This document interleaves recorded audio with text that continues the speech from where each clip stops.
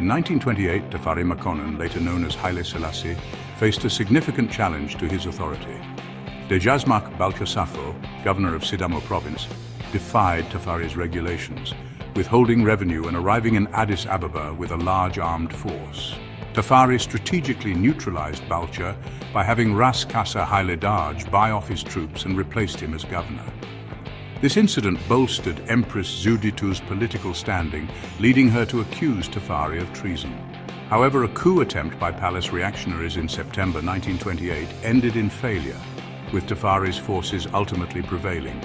On October 7, 1928, 𝐂𝐤𝐴𝐻 crowned Tafari as Negus, or king.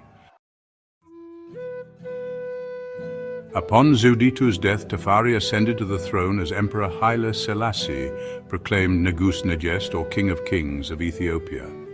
His coronation on November 2, 1930, at St. George's Cathedral in Addis Ababa was an extravagant event attended by global dignitaries, including the Duke of Gloucester, Marshal Louis Franchet d'Espèrey of France, and representatives from Egypt, Turkey, Sweden, Belgium, Japan, and the United States. American travel lecturer Burton Holmes documented the ceremony on film, and British author Evelyn Waugh provided a detailed report. The coronation incurred significant expenses, with reports suggesting costs exceeding $3 million. Haile Selassie distributed lavish gifts, including a gold-encased Bible sent to an American bishop.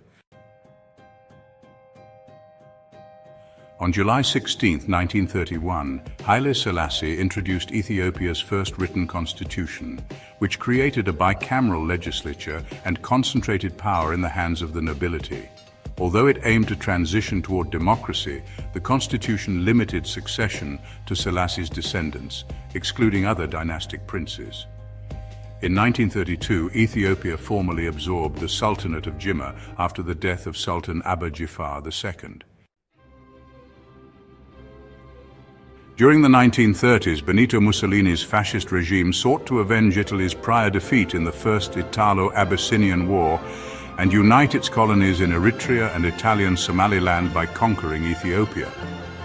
Following the 1934 Welwel incident, Haile Selassie mobilized Ethiopian forces, but the technologically superior Italian military, equipped with chemical weapons, launched an invasion in October 1935.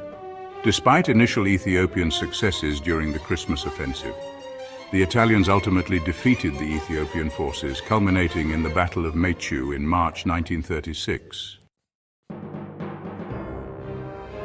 After Ethiopia's northern armies were destroyed and Addis Ababa became indefensible, Haile Selassie decided to leave Ethiopia to present his case to the League of Nations. On May 2, 1936, he departed with his family for French Somaliland.